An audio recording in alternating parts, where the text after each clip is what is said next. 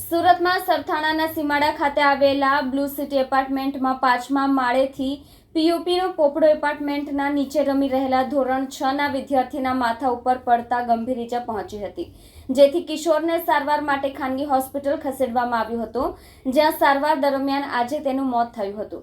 12 વર્ષીય વિદ્યાર્થી 11 દિવસ સુધી મોત સામે લડ્યો હતો, જો કે આખરે દમ તોડી દીધો હતો।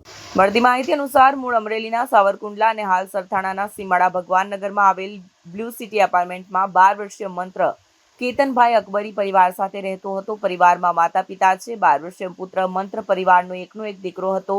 પિતા કેતનભાઈ નોકરી કરી પરિવારનું ગુજરાન ચલાવે છે। મંત્ર ઘર નજીક આવેલી સ્કૂલમાં ધોરણ 6માં અભ્યાસ કરતો હતો। ગત 11 એપ્રિલના રોજ બપોરે મંત્ર સોસાયટીના મિત્ર સાથે એપાર્ટમેન્ટમાં નીચે રમી રહ્યો હતો। દરમિયાન એપાર્ટમેન્ટના 5મા માળેથી પીઓપીનો પોપડો મંત્રના માથા ઉપર પડતા ત્યાં જ ઢળી પડ્યો। મંત્રના માથામાં ગંભીર ઈજા પહોંચી હતી, જેથી તેને તાત્કાલિક સારવાર માટે ખાનગી હોસ્પિટલ ખસેડવામાં આવ્યો, જ્યાંથી વધુ સારવાર માટે મંત્રને અન્ય ખાનગી હોસ્પિટલમાં લઈ ગયા। માથામાં ગંભીર ઈજાના પગલે બે હોસ્પિટલ લઈને એકના એક પુત્રને લઈને પરિવાર ફર્યો હતો, જો કે આજે 11 દિવસની સારવાર બાદ મંત્ર મોત સામે લડી આખરે દમ તોડી દીધો હતો। અકબરી પરિવારના એકના એક પુત્રનું મોત થતાં પરિવારમાં શોકનો માહોલ છવાયો છે। આ બનાવ અંગે વધુ આગળની તપાસ સરથાણા પોલીસ કરી રહી છે।